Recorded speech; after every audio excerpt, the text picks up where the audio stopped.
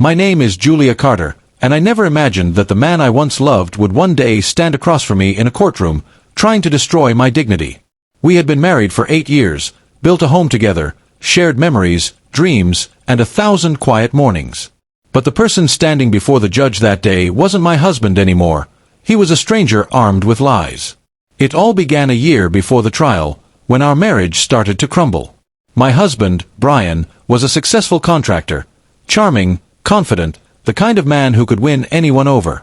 But behind closed doors, he had a cruel streak that only I saw. He controlled everything, the money, the decisions, even who I could see. When I finally decided to leave, he didn't take it as heartbreak. He took it as betrayal. I filed for divorce after discovering that he'd been hiding money and spending nights with someone else. Instead of admitting what he'd done, he vowed to make sure everyone saw who I really was. I thought he meant rumors. I had no idea how far he'd go. When our court date arrived, the courtroom was packed. Family, friends, even a few of his co-workers. Brian had always cared about appearances, and I knew he wanted to humiliate me publicly.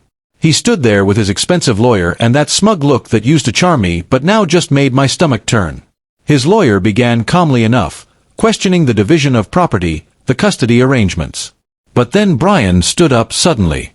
"Your Honor," he said, "before we go any further, I'd like to submit new evidence, proof that my wife was unfaithful and morally unfit to raise our children." Gasps filled the room. My attorney turned to me, shocked. I felt the blood drain from my face. Brian held up a large brown envelope. "Inside this," he said, "is undeniable proof of her affair. Pictures, messages, everything." The judge looked skeptical. "Mr. Carter, is this relevant to the custody hearing?" "It is," Brian insisted. "It goes directly to her character." The judge sighed and nodded for him to hand over the envelope. My hands shook as I stared at it. I had never cheated. Not once. But I knew Brian. He was manipulative enough to twist anything. He shot me a smug smile as the bailiff passed the envelope to the judge. "Go ahead," he said loudly.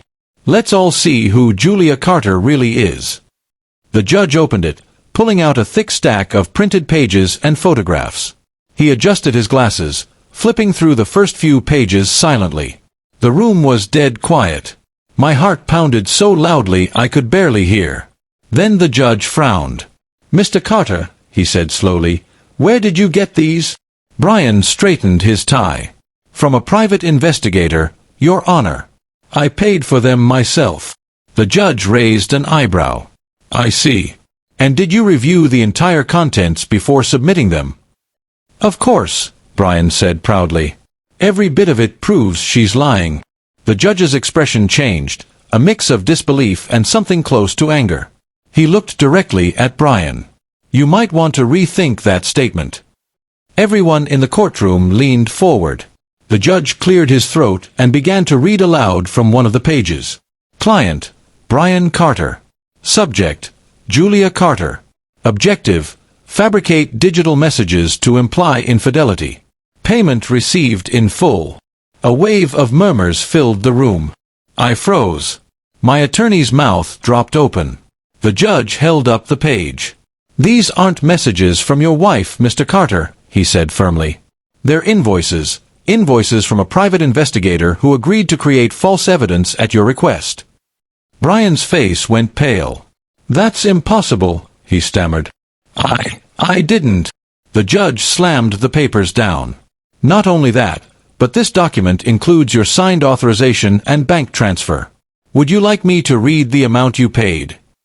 The courtroom erupted. My attorney stood, demanding the entire envelope be entered into evidence. Brian's lawyer turned ghost white, whispering furiously to him, but it was too late. The judge leaned forward, his voice cutting through the noise. "Mr. Carter, attempting to submit falsified evidence is not only unethical, it's a criminal offense. This court does not tolerate manipulation or deceit." Brian opened his mouth to speak, but no words came out. The judge motioned for silence. "Mrs. Carter," he said, turning to me, "you have nothing to answer for here. From this moment forward, custody will remain solely with you pending a full review. And Mr. Carter, You will refrain from contacting your wife or children until further notice. I didn't realize I was crying until my attorney handed me a tissue. My hands trembled as I whispered, "How did that get in there?" "I never touched that envelope." My lawyer smiled faintly. "You didn't have to."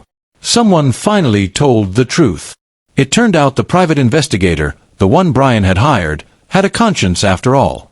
When he realized Brian planned to use fake evidence in court, he backed out at the last minute and secretly replaced the fake messages with his own written confession, copies of the payment receipts, and the signed contract. The judge ordered an immediate investigation. By the end of the week, Brian's reputation was in ruins. His company suspended him, and the court fined him heavily for attempting to commit fraud.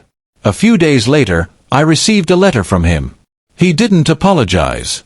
He just said, "You always win because you play the victim." I tore it up without reading another word. Today, it's been nearly a year since that trial. The kids are doing well, and so am I. We've built a new life, one free of fear and control. Sometimes people ask me what it felt like in that moment when the judge read those words. Honestly, it felt like justice, not loud or vengeful, just quiet and clean, like the truth finally catching up. Because in the end, lies can only live in darkness. And the day that envelope was opened, every single one of his lies finally saw the light.